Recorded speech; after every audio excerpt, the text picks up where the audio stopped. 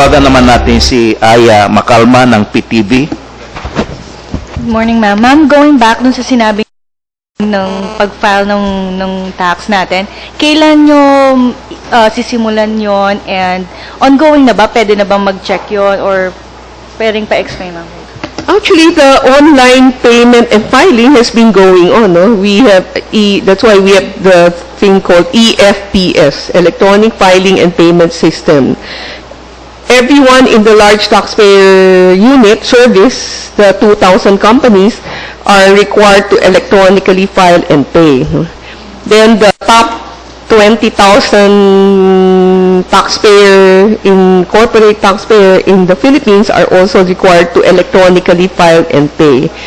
Now, the people who want to electronically file and pay can apply to do that. No? It's there. What we're doing about the electronic filing and payment is we are also going to come up separately to separate the electronic filing so that you have an option to electronically file but pay in the bank. Kasi there are people who are not comfortable with online payment, diba? Natatakot sila, nahahack yung account nila or something, di sila komportable, no? So, ginagawa namin na pwede kayo mag-electronically file, bibigay namin kami yun ng confirmation na yun ho dadalhin nyo sa bangko at babayaran nyo sa bangko. Yun ho yung isang proseso na tinitignan namin. At yung pangatlong proseso, para ho dun sa mga nagpa-file manually, ang returns namin, gagawin namin OCR ready. Yun ho yung ginawa namin. No? Para lahat ng returns na pumapasok, iska-scan namin ho into our system. Para hindi na ho yung mga tao namin ang nag-e-encode. No? So, basically, that's what we're doing. Ma'am, will you convince other, yung mga taxpayers natin na mag-ano na lang sa electronical just so hindi na natin, yung the usual na nangyayari sa atin pag-end na ng filing ng tax natin, I mean, just so to prevent na rin yung mga fears din ng mga taong bayan in regards about filing their tax online. Actually, we are convincing people to do electronic filing and payment, no? But we have to recognize people who have no access to computers, to internet. So we cannot do away with manual filing, no? So it's in fact for the bureau, if we can do away with manual filing, better for us. But we have to recognize that there's a large portion of our population who cannot do that yet. Tawagan naman natin si Raisa Robles, South China Morning Post. Good morning, Commissioner. Bakit ho hindi nagtutugma yung Forbes Rich List sa top 1,000 taxpayers natin? Okay. Alam niyo, Forbes Riches is based on his net worth, no? So, kung ano ho yung ari-arian niya ngayon, no? Ang top 500, 1,000 taxpayer is ano ho ang kinita niya ngayon, no? So, kunyari, ako may ari-arian, hanggang hindi ko yan binibenta, wala akong kinita.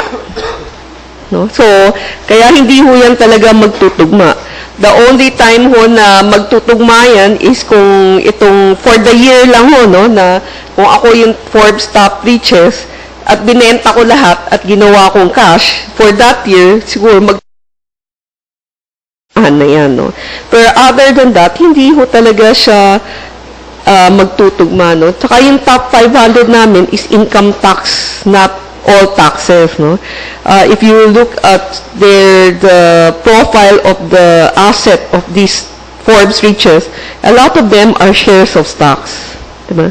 So in cash most probably, no? And the earnings there are interest, which is subject to 20% final withholding tax, so it will not come out in his income tax return.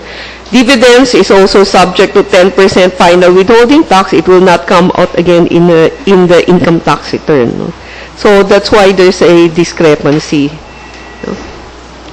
Thank you. Any follow-up question?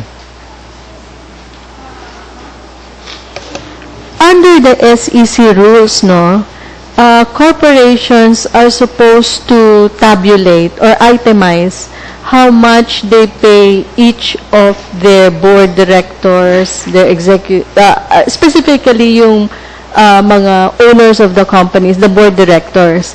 But if you look even at the PSE filing statements, they always lump together. Like these 5 top board directors were paid a lump sum of this. For the interest of transparency, is it possible for the BIR, for instance, to make the PSE and the SEC to make them parang adhere to their own rules and make the various companies comply with that kind of ruling? You know, I don't have jurisdiction on PSE or SEC. As far as the BIR is concerned, it's not lumped. No? Because when you pay a director his fee, there's a withholding tax. No? So their report to us is per director, how much they paid, how much was withheld. As far as we're concerned, that is our requirement. No? And we know how much supposedly each corporation pays each director because there's a withholding tax requirement. No? So, but how the PSE report it, that's their internal policy. How the SEC want it reported, that's also their jurisdiction. No? It's not ours. Ma'am, last question. A lot of corporations now, especially those that do have units overseas, often have a unit in the Netherlands Antilles. They have a corporation that's registered there. Do you look at all this? I mean, how do they make use of these corporations, and how do you ensure that they are not, you know, engaging in capital flight or in masking their earnings overseas? You know, when you are a BVI company or Cayman Island and you pay dividend to them, the withholding tax is even greater. So as far as I'm concerned, it's not a problem to put it in a BVI Cayman Island Guernsey corporation, no? Because when they declare dividend, the tax rate is even higher than the tax rate here. Here, when you pay to a domestic corporation, there's no withholding tax. No? It's exempt. But if you pay a foreign corporation, that dividend is subject to tax. So, but the thing there is, if you look at the OECD, no, and globally, there's really a move toward exchange of information for tax purposes. And we basically have included in all our tax treaty that provision is normally under Article 26. And also our Congress and Senate has passed the Exchange of Information Act. So to allow us to give foreign jurisdiction whom we have treaties information. In the same way as we can ask this foreign jurisdiction to give us information. However, BVI, Cayman Island, Guernsey, we don't have treaties yet, no? So we have to work on those treaties.